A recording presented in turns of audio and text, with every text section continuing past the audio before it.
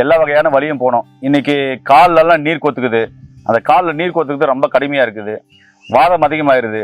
அதனால பேரலைஸ் வருது. எல்லா வகையான வலியும் வருது. இதுக்கு என்ன பத்திரும் அப்படின்னு ஒரு மூலிகை சொல்கிற சாமி 2 நிமிஷம் கிட்ட சொல்லுங்கள், எல்லா தண்ணியும் உறிஞ்சிட்டு வந்துடும், எல்லா கட்ட நீர் உறிஞ்சிட்டு வந்துடும். ரொம்ப ஆச்சரியமா இருக்குது. அதை பற்றி தான் இந்த வீடியோவில் பார்க்க போகிறோம். வாங்க வீடியோக்குள்ள போகலாம். அப்போ என்னுடைய கையில் நாய்க்கடுகு இல்லை நாய் வேலை என்ற மூலிகை கொடுத்துருக்கீங்க. நேரில் இதுதான் அந்த மூலிகை. அப்பா, இந்த நாய்க்கடுகு மூலிகை பார்த்தீங்கன்னாக்கா ரொம்ப அருமையான ஒரு மூலிகை. இதுலேருந்து மக்களுக்கு தேவையான தகவல் என்னப்பா சொல்ல போகிறீங்க?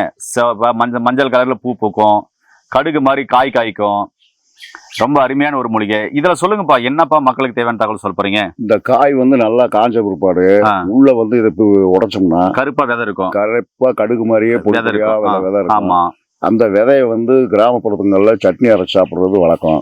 அந்த சட்னி எப்படி செய்யறதுன்னு சொல்லிடுறேன். ஒரு இந்த மாதிரி எடுத்துக்கிட்டு ஒரு இவ்வளவு நாய்க்கடுகு விதை எடுத்து சட்டியில போட்டு இளம் வறுப்பா வறுக்கணும். வறுத்துட்டு அதோட உப்பு, புளி, பட்டை வத்தல் இதெல்லாம் வச்சு அரைச்சிட்டு நம்ம சைட் டிஷ்ஷா ஒரு இதுக்கு தொட்டுக்கிறதுக்கு சாப்பாடு சாப்பிடும்போது தொட்டுக்கிறதுக்கு தயிர் சாதத்துக்கு இல்லை மோர் சாதத்துக்கு இல்லை பழைய சாதத்துக்கு இதை தொட்டுக்கிட்டு சாப்பிடுறது வழக்கம் கிராமப்புறங்கள்ல. இது வாத நோயை போக்கும். 2வது தாது விருத்தியை உண்டு பண்ணும் இந்த விதை.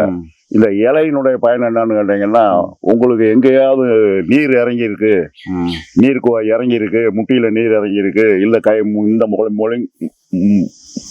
முழங்கையில நீர் இறங்கியிருக்கு அப்படின்னா இந்த இலையை மட்டும் ஆஞ்சு உரல்ல போட்டு இடிச்சிங்கன்னா நல்லா நையா இடிச்சிடணும். இடிச்சுட்டு எடுத்து இதனுடைய சாரை பூரா தரையில புழிஞ்சு விட்டுருங்க. புழிஞ்சு விட்டுட்டு எங்க வீக்கம் இருக்கோ, எங்க நீர் கோர்த்து இருக்கோ, எந்த இடத்துல இருந்தாலும் சரி இதை வச்சு கட்டிட வேண்டிய துணியை போட்டு கட்டிட்டு சரியா 10 நிமிஷம் தான் 5 நிமிஷம் தான் இருக்கணும். 5 நிமிஷத்துக்குள்ள விறுவிறுன்னு உள்ள பிடிக்கும். அதுக்கு மேல வச்சிருந்தீங்கன்னா புண்ணாய் போயிடும், தோல்ல ஒத்துரும். அதுக்கு அந்த விறுவிறுங்கும் போத ஒரு 2 நிமிஷம் தான் அதிகபட்சம். 2 நிமிஷம் 3 நிமிஷம் வைக்கலாம். அந்த விறுவிறுன்னு பிடிக்கும் போது இதை எடுத்துடணும். எடுத்துட்டு நீங்க ஏற்கனவே இதுல இருந்த சாரை பூரா புழிஞ்சு விட்டீங்க. இப்ப மறுபடியும் புழிஞ்சீங்கன்னா தண்ணி வரும். சார் தண்ணியா வரும் சார்.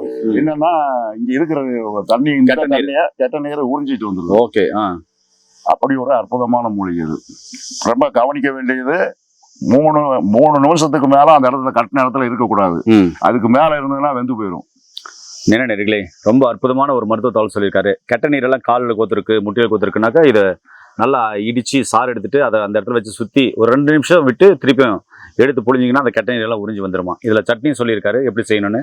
கண்டிப்பாக செஞ்சு சாப்பிட்டு பாருங்க. மீண்டும் இன்னொரு அருமையான பதிவு சந்திக்கலாம். நன்றி, வணக்கம்.